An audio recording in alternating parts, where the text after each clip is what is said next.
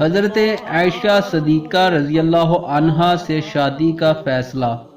روایات میں آتا ہے ام المومنین حضرت عائشہ صدیقہ رضی اللہ عنہا کی جانب نکاح کا پیغام حضرت خولہ رضی اللہ عنہا بنت حکیم لے کر آئی۔ انہوں نے حضرت ام رومان رضی اللہ عنہ سے ذکر کیا جو کہ حضرت ابوبکر صدیق رضی اللہ عنہ کی زوجہ تھیں، تو حضرت ام رومان رضی اللہ عنہ نے کہا ابھی حضرت ابوبکر صدیق رضی اللہ عنہ گھر پر موجود نہیں، وہ آتے ہیں تو میں ان سے بات کرتی ہوں۔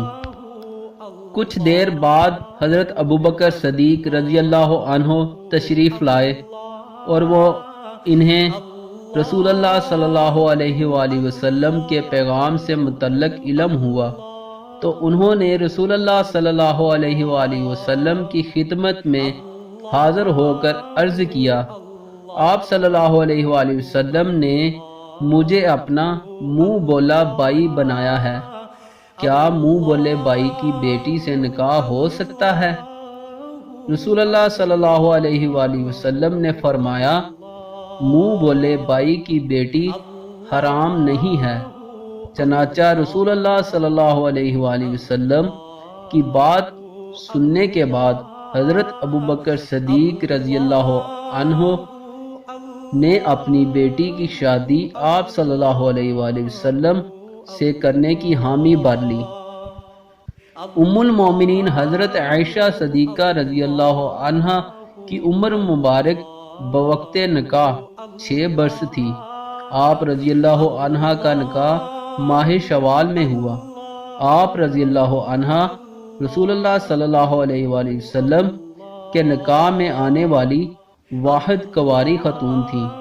آپ رضی اللہ عنہا کا نکاح ماہ شوال میں ہونے سے دور جاہلیت کی اس رسم کا خاتمہ بھی ہو گیا، کیونکہ عرب ماہ شوال میں نکاح کرنے کو منحوس سمجھتے تھے۔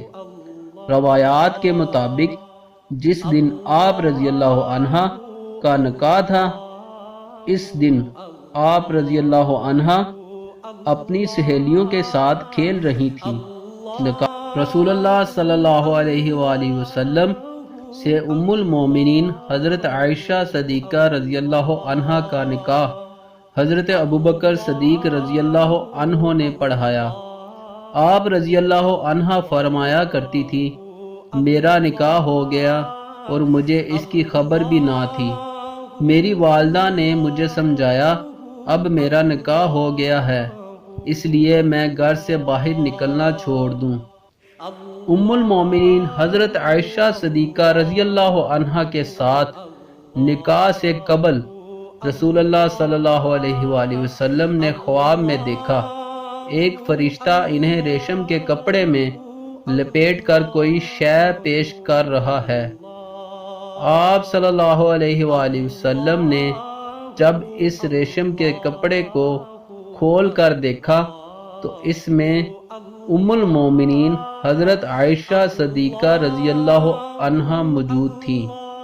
چنانچہ اس خواب کے بعد آپ صلی اللہ علیہ وآلہ وسلم نے ام المومنین حضرت عائشہ صدیقہ رضی اللہ عنہا سے نکاح کا پیغام بھیجا تھا۔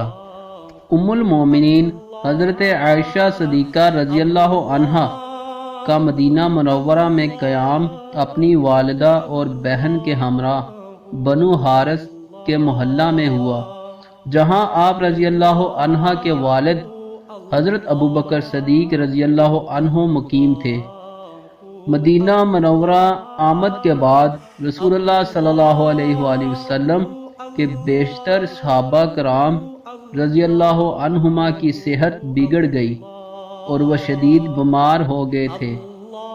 حضرت ابوبکر صدیق رضی اللہ عنہ بھی بیمار ہونے والے صحابہ کرام میں شامل تھے۔ آپ رضی اللہ عنہ نے اپنے والد حضرت ابوبکر صدیق رضی اللہ عنہ کی دن رات خدمت کی، جس کے باعث حضرت ابوبکر صدیق رضی اللہ عنہ کی طبیعت سنبھل گئی۔ دن رات کی اس خدمت کے بعد آپ رضی اللہ عنہ بیمار ہو گئیں، یہاں تک کہ آپ رضی اللہ عنہ کے سر کے بال بھی جڑ گئے۔ جب آپ رضی اللہ عنہ کی صحت قدرے بہتر ہوئی تو حضرت ابوبکر صدیق رضی اللہ عنہ نے رسول اللہ صلی اللہ علیہ وآلہ وسلم سے کہا، یا رسول اللہ صلی اللہ علیہ وآلہ وسلم، آپ اب اپنی امانت کو لے جائیں۔ رسول اللہ صلی اللہ علیہ وآلہ وسلم نے فرمایا، میں مہر ادا نہیں کر سکتا۔ حضرت ابوبکر صدیق رضی اللہ عنہ نے رسول اللہ صلی اللہ علیہ وآلہ وسلم کو قرض دیا، جس پر رسول اللہ صلی اللہ علیہ وآلہ وسلم نے ام المومنین حضرت عائشہ صدیقہ رضی اللہ عنہا کا مہر 12 اوقیہ چاندی ادا کیا، اور یوں آپ رضی اللہ عنہا رخصت ہو کر رسول اللہ صلی اللہ علیہ وآلہ وسلم کے گھر آ گئیں۔ ام المومنین حضرت عائشہ صدیقہ رضی اللہ عنہا کی رخصتی ماہ شوال میں ہوئی۔ رسول اللہ صلی اللہ علیہ وآلہ وسلم نے رخصتی کے بعد آپ رضی اللہ عنہا کو مسجد نبوی سے ملحقہ حجرہ عطا فرمایا، جہاں اب رسول اللہ صلی اللہ علیہ وآلہ وسلم کا روضہ مبارک واقع ہے۔ اس وقت مسجد نبوی میں حجرہ ام المومنین حضرت سودا رضی اللہ عنہا اور رسول اللہ صلی اللہ علیہ وآلہ وسلم کی صاحبزادیوں حضرت سیدہ ام کلثوم رضی اللہ عنہا اور حضرت سیدہ فاطمہ الزہرا رضی اللہ عنہا کے لیے مخصوص تھا۔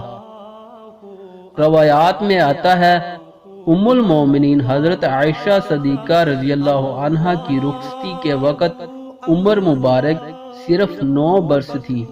آپ رضی اللہ عنہا کی رخصتی کے وقت باقاعدہ کوئی رسم ادا نہ کی گئی اور نہ ہی کسی قسم کی کوئی ضیافت کا اہتمام کیا گیا۔